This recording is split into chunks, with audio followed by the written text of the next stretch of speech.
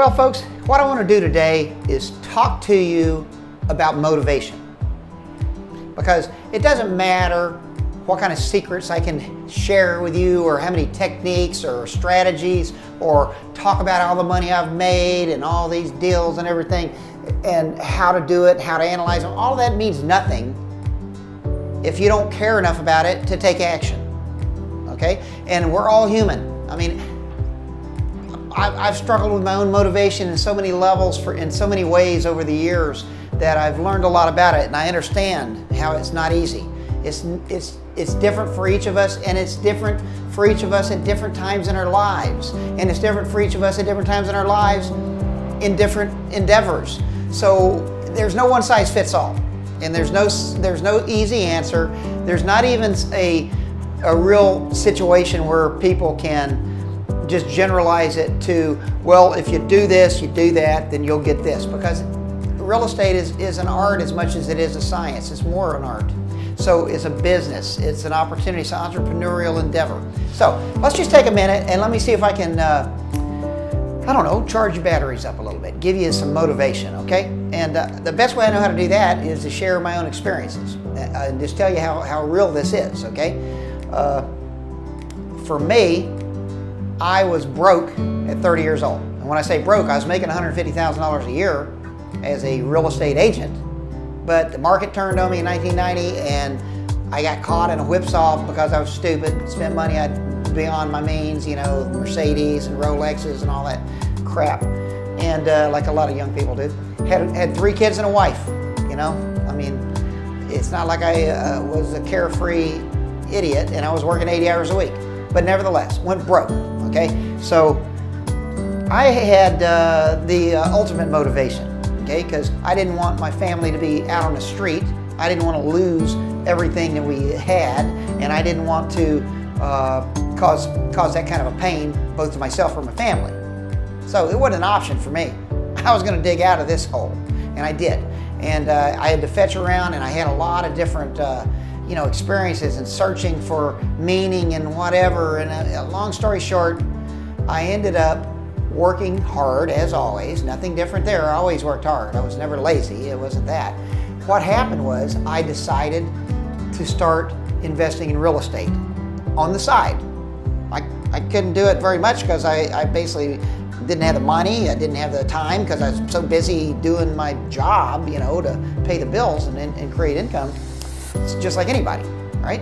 And I had a family, 3 little kids. I had to spend time with them because they're not going to be young forever, right? And I didn't want to lose that and miss that. That was my number one thing. I've been married 37 years now. Kids are all grown. They're all have grandkids and, you know, successful and married, all got college degrees. And so I'm proud of that, okay? And what I learned in the process going back 1990 to 2000, okay?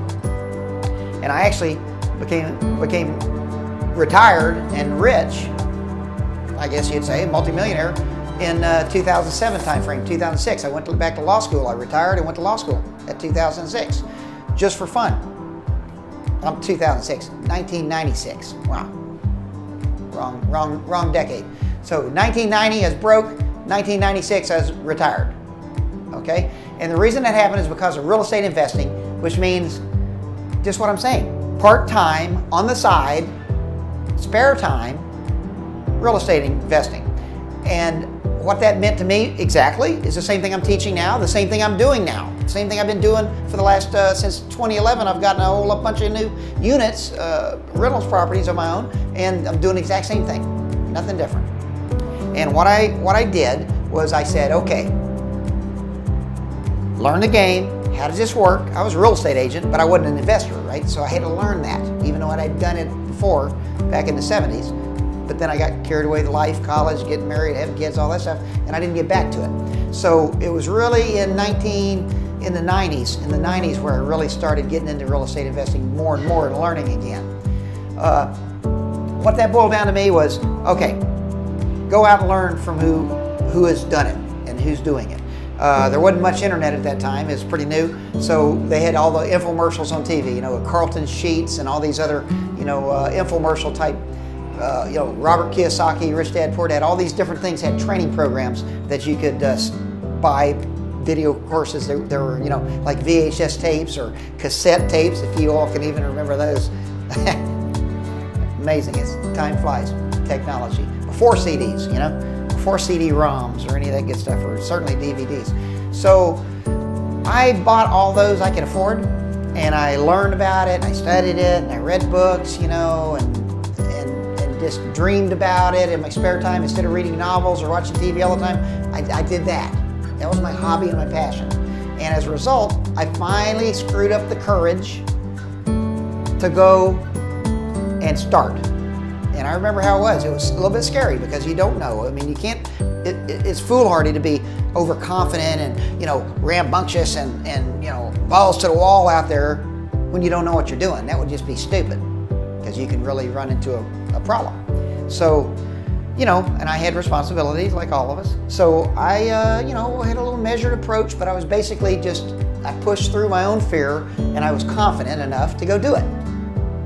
And the rest is history, as they say. But it wasn't history overnight. I'm an overnight success after 20 years or 30 years or whatever you want to say. Just like most people that make it. It's not quick. And if it is, they usually don't hang on to it very long because it was, lucky to run into the money in the first place. So I think the best thing I could do is just tell you, look, what are some of these sayings? The longest journey in the world starts with one step. Okay, that's one good saying. Another analogy. How do you eat an elephant? One bite at a time. Okay, so those two lessons we've all heard before. Now here's what I want to translate it into this subject, real estate investing. How do you make $10 million in real estate? By getting one deal and getting started and make $1. That's how. The exact same thing. And then you learn in the process of doing, and you get better, and you get more efficient. Along the way, you'll probably get lucky a few times. I have. I've gotten very lucky a few times. I've bought places for $35,000, rented it out for $1,200 a month, Section 8, never had a day of vacancy, and I sold it for $325,000 6 years later without a day of vacancy, like $80,000 something in rent that I'd taken in, doubled the amount of money I'd put into the property back already just from rent, and then I made a net profit of almost $300,000. Okay, that's lucky. I didn't plan that. I'm not that smart. If I was, I would have bought 50 of them. Oh well. So, but you don't have to. That's the beauty of it. Okay? Because if you play this game and you do it and you just roll up your sleeves and you just start, you just begin and you do one at a time. You might only do one deal every 2 years, one deal every 3 years. So what? That's all it takes. How much money do you want to make? How many millions do you need? It's up to you. You can do a deal a week if you want to. Good luck. It's hard. It takes a lot of energy. But there's a lot of people doing it. Not me. Not me. I could, but I'm too old. I'm 59. I'm already fat and happy. So, in that sense, I'm still buying real estate. I still have 4 deals right now that I'm in the middle of renovating. I mean, my own personal properties, rental properties. So it's not like I'm out of it. It's just that I'm not not quite as ambitious as I was because I'm old, like I said. If that's not your excuse, fine. And it doesn't matter. There's people older than me doing, 50 deals or 100 deals a year. So that's just kind of my own limiting belief and excuse. Don't make it yours. So if you want to get to the end result of being rich, whether that means having a cash flow in retirement that'll never run out, you'll never outlive, that'll allow you to do whatever you want when you retire and not have to worry about money, or whether that means building a business now that will create income that'll allow you to retire 10 or 20 years earlier if you're young, or having an income that will allow you to fire your boss and quit your job and become your own real estate entrepreneur at 35 or 40 or whatever. That's what I did. I retired when I was less than 40, and I was actually replacing my income with other businesses, construction. I stopped doing real estate sales because I had real estate income and investments taken off and create money for me. And there's all kinds of ways to do it, but just pick what you want to do. If you want to get to there, where you're a multimillionaire, You had $30, $40, $50,000 a month, whatever, $100,000 a month, net cash flow to you is whatever you want. You can do it in real estate. And you can actually back plan and design and figure out what it is, what activity levels you have to do to achieve that. It's math. It's math. So just decide what it is you want to do. You make a decision about how much money you want to make, and then you can do math and figure it out, how many properties you got to buy and so forth, and what the frequency would be, and how many hours you got to put in to probably get each deal and whatever. You can make a plan, okay? But if you were to just buy one property every 2 years, say you're 30 years old, just an example, and you can do this when you're 55. You can start when you're 55 and create a retirement before you retire with real estate if you're smart and you put the time in. It's not an if. It's just if you want to do it. It's not whether it'll work or not, because I know it'll work, and it'll work in any market, any time. But if you're 30 years old, and let's say that you have 35 years, that's minimum that most people would work to 65, right? So let's say you bought one property every 2 years for the next 30 years, that'd be 15 properties, that's what I meant to say. So 15 properties, and the timing and so forth, the last one you buy aren't going to be paid off till you're in retirement at some point, depending when you retire. But the point is, you can do that and you will have an incredible retirement income. At least, depending on the house and the numbers and all these different things and the rents and the price ranges, you'll be looking at least $500 net cash flow after these properties are paid off. At least $500 average per property. So if you had 15 properties, that's $7,500 a month. In today's dollars, that's without any rent increase, that's without inflation, that's without appreciation. So it might be 3 times that, 20 years or 30 years from now. But in nominal dollars, it would still be, probably the equivalent of $7,500 in today's dollars. So anyway, you can do this. And I just want to leave you with the fact that to encourage you to have an open mind, okay? It's not easy. It's not going to be linear, like, you put in $1 and you get $1.50 out. It's not that kind of job. It's not that kind of business. It's not that kind of opportunity. If it was, there wouldn't be one. And what I should say, you don't get paid very much for certainty. If you demand certainty in an investment, like a CD, certificate of deposit at a bank, yeah, for that guarantee that they'll pay you 1/2 of 1%. That's for sure. But you're getting 1/2 of 1%, which is like 1/6 of inflation. So you're losing money, okay? So it's not cheap. Certainty is expensive.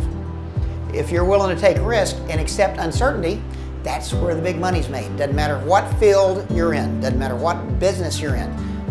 People who accept uncertainty and take risk, therefore, that's the definition of risk, they get compensated very highly.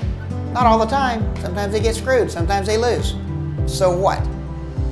Because when you win, you make enough to make up for all the times you lost and then a whole bunch more. That's the whole point. Otherwise, there wouldn't be a business. There wouldn't be any business. There wouldn't be any opportunity out there. Okay, so we live in that land of capitalism and the opportunity to make money, and the only thing limiting you is you. And if you don't take advantage of it, it's your own fault. Okay? But have an attitude of realistic expectations. Don't go in there expecting to get rich quick, expecting it to be easy, expecting not to have to put time and energy in, expecting never to make a mistake, everything to be perfect. That's all bullshit. It'll never happen. And just go do something else and save yourself a lot of grief, if that's the way you demand from life, okay? If that's what you demand from life and that's what you expect from business, just don't do it. Go get a job, like most people do, and then be satisfied with what that will provide for you in terms of financial freedom, security, and retirement. Okay, because that's going to be the best deal you're going to get. If you are willing to take a little risk, and I don't mean crazy risk, I don't mean gambling, but I mean just take a little risk and have the courage to go out and actually spend some time on something that's not like watching TV or screwing off. Put some time in without getting paid for it. Take that risk. You're risking a little bit of your time. That's where it starts, and that's where it ends. If you're willing to do that, and you learn how to do that, and you do it in a smart way, in a smart business like real estate investing, you're not going to be sorry. trust me, as they say, then there's only one way you're going to find out. And if you sit on the sideline and don't do anything, you're going to guaranteed not ever make any money in real estate, because you can't make money in real estate by talking about it. You got to go actually get involved, step in, and buy property, and accept all that goes with that: risk, learning curve, work, and the good that goes with it, which is the wins.